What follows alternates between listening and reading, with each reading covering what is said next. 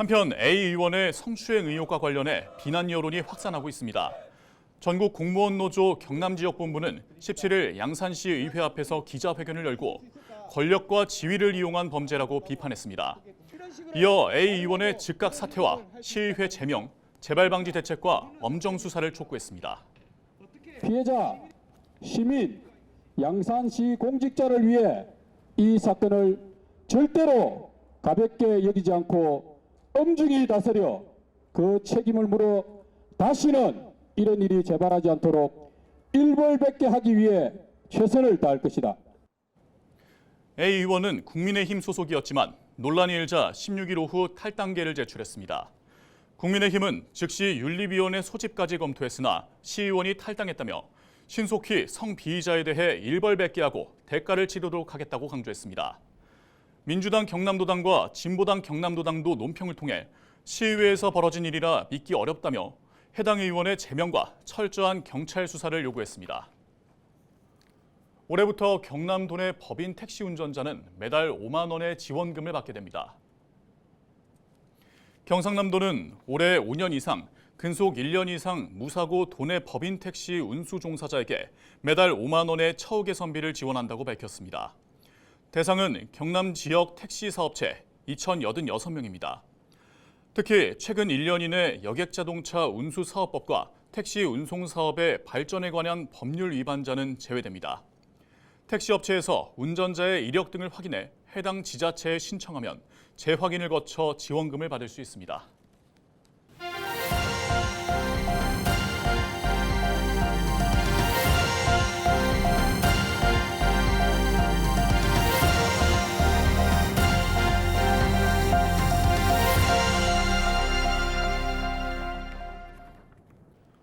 대량의 마약을 배로 몰래 들여오는 범죄. 영화에서나 볼 듯한 장면인데 실제로 이런 일이 발생했습니다. 330만 명이 동시에 투약할 수 있는 양의 마약을 선박 아랫부분에 숨겨온 사례가 적발됐습니다. 외국 국적이 아닌 국내 선박에서 발견된 건 흔치 않은 일이라고 하는데요. 차선영 기자가 보도합니다.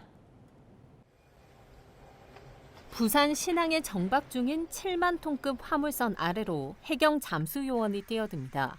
안전 정비를 하다 엔진 냉각 장치 주변에서 마약류 물질이 의심된다는 신고가 들어왔기 때문입니다. 잠수부가 건져 올린 방수 비닐에 여러 겹으로 쌓인 검은 물질 3개, 뜯어보니 검은 가방이 나옵니다. 가방 속에는 1kg씩 100개의 개별 포장된 물건이 채워져 있습니다. 간이 검사 결과 마약류인 코카인 양성 반응이 나왔습니다. 가방 3개에 약 300개의 마약류 물질이 숨겨져 있던 겁니다. 무려 330만 명이 동시에 투약할 수 있는 양입니다. 유통 가격으로 보면 3,500억 원어치나 됩니다. 마약 밀반입에 이용된 이 선박은 국내 선적입니다. 지난달 초 브라질에서 출항한 뒤 싱가포르와 홍콩을 경유해 부산 신항에 들어왔습니다. 다음 예정 행선지는 중국 상하이였습니다.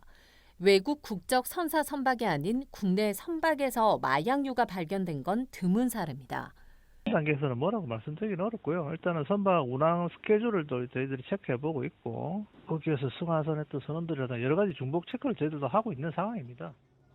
해경은 코카인 의심 물질을 모두 압수하고 승선원을 대상으로 마약 반입 등 유통 경로를 조사하고 있습니다.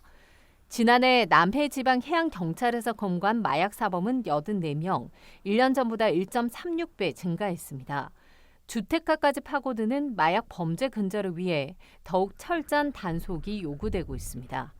헬로티비 뉴스 차선영입니다. 가장 기본이 되어야 할 이동권과 보행권. 우리 모두에게는 당연한 권리지만 휠체어를 타거나 앞이 보이지 않는 시각장애인들에게는 그렇지 않은 경우가 많습니다. 장애인 보행권을 바라보는 비장애인들의 시선은 많이 나아졌다고 평가되고 있지만 실상은 그렇지 않다고 하는데요.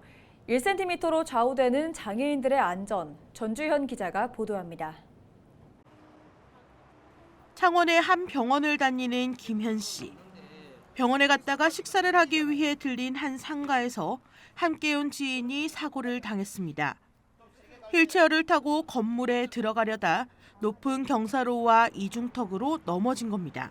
이런 친구 같은 경우는 오늘 같은 이런 경험이 나중에 목숨하고도 연결이 되거든요. 심장이 압박이 되고 배가 압박이 되기 때문에 경사로가 없는 건물들이 너무 많고 아이건 접근이 안 되잖아요. 우리도 같이 다 모든 혜택들을 다 누리고 살고 싶은데 휠체어를 타고 다니는 장애인들은 식당이나 미용실, 카페도 마음대로 이용할 수 없습니다.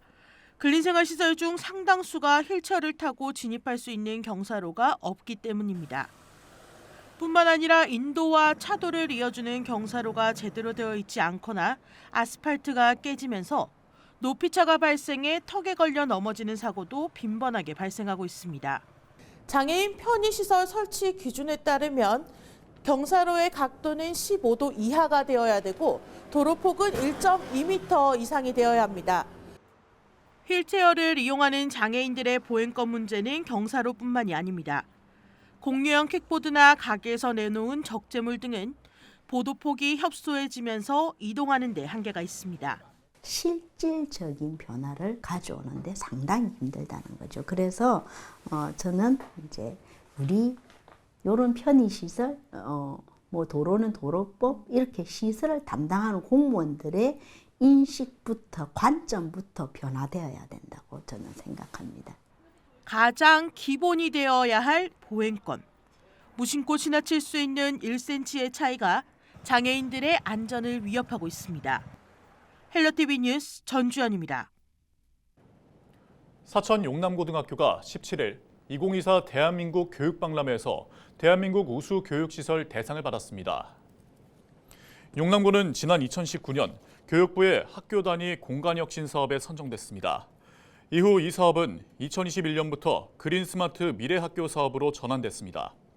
본관 등 대부분이 공모 사업 대상인 용남고는 총 사업비 176억 원이 투입돼 지하 1층에서 지상 4층 규모로 탈바꿈했습니다. 특히 고교 학점제 시행에 맞춰 교실 크기를 늘리거나 줄일 수 있도록 임시벽과 접이식문이 설치됐고 모든 교실에 전자칠판도 마련됐습니다. 또 지역사회와 함께하는 친환경 정원과 수변 공간, 공연장, 카페테리아 등도 만들어졌습니다. 설 명절을 앞두고 차례상 물가에 대한 걱정이 커지고 있는 가운데 수산물을 최대 60%까지 할인하는 설 특별전이 열립니다. 해양수산부는 성수품을 구매하는 국민들의 장바구니 부담을 줄여주기 위해 다양한 할인 행사를 마련했다고 밝혔습니다. 전국 45개 마트와 온라인몰 등에서 고등어 등 수산물을 구입하면 최대 60%까지 할인해주고 전통시장에서는 수산물 구매 금액의 최대 30%를 1인당 2만 원까지 온누리 상품권으로 되돌려줍니다. 해양수산부는 또 정부 비축수산물을 소비자 가격 대비 30% 저렴한 가격으로 시장에 내놓을 계획입니다. 설맞이 수산물 할인 행사는 다음 달 8일까지 진행되며 자세한 내용은 대한민국 수산대전 공식 홈페이지에서 확인할 수 있습니다. 1970년대에 멸종위기에 처해 포경이 금지된 이후 소수만 드물게 발견된 참고래와 향고래가 동해바다에 다수 분포하고 있는 것으로 확인됐습니다. 국립수산과학원은 2023년 수행한 우리바다 고래에 관한 연구를 통해 참고래 50여 마리, 향고래 100여 마리 이상이 동해바다에 분포하고 있다고 밝혔습니다. 수가원은 멸종위기 고래류의 개체수가 증가하고 있다는 연구 결과는 매우 고무적으로 서식 환경 개선 등 고래류 보호를 위한 연구 활동을 확대할 계획이라고 설명했습니다. 부산시가 17일 오전 부산신용보증재단에서 자금정책 현장 간담회를 열었습니다. 이번 간담회는 지난 비상경제대책회의에서 나온 중소기업과 소상공인 지원 대책이 제대로 추진되고 있는지 점검하기 위한 것입니다. 시는 이 자리에서 다양한 자금 지원 정책들이 중소기업과 소상공인의 자금난 해소에 실질적인 도움이 되는지 현장의 목소리를 들었습니다. 올해 부산시는 지역 중소기업과 소상공인을 대상으로 2차 보전과 저금리 융자 지원을 위해 지난해 대비 2,200억 원 증액된 2조 115억 원의 정책 자금을 투입했습니다. 이상으로 뉴스를 마칩니다. 함께해 주신 여러분 고맙습니다.